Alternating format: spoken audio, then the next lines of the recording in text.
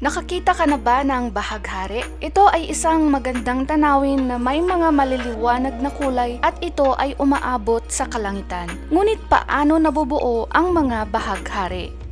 Ang bahaghari ay isang optical phenomenon na sanhi ng sikat ng araw at mga patak ng tubig sa atmosfera. Kapag ang sikat ng araw ay tumama sa isang patak ng tubig, ito ay na-refracted o nakabaluktot. Ang iba't ibang kulay ng liwanag ay na-refracted sa iba't ibang anggulo depende sa kanilang wavelength. Ang pulang ilaw na may pinakamahabang wavelength ay pinakamaliit na na-refracted at ang violet na ilaw na may pinakamaikling wavelength ay pinaka-refracted.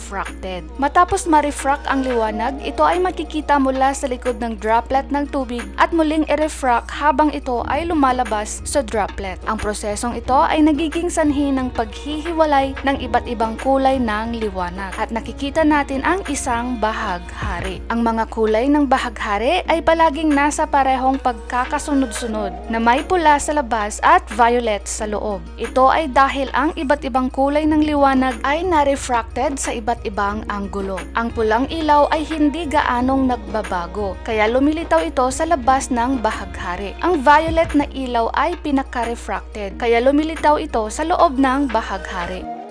Ang mga bahaghari ay karaniwang nakikita sa umaga o gabi kapag ang araw ay mababa sa kalangitan. Ito ay dahil ang sikat ng araw ay kailangang dumaan sa mas maraming patak ng tubig upang maabot ang mga mata ng nagmamasid. Kung kaya't ang mga bahaghari ay madalas na nakikita pagkatapos ng ulan. Ang mga bahaghari ay makikita rin sa iba't ibang mga lugar tulad ng mga talon o fountain. Ito ay dahil ang mga lugar na ito ay may maraming mga patak ng tubig sa hangin na kinakailangan para mabuo ang mga bahaghari. Nagtatagal ang bahaghari depende sa patak ng tubig sa atmosfera. Sa susunod na makakita ka ng bahaghari, maglaan ng ilang sandali upang pahalagahan ang magandang optical phenomenon na ito. Ito ay isang paalala ng kapangyarihan ng liwanag at ang kagandahan ng kalikasan.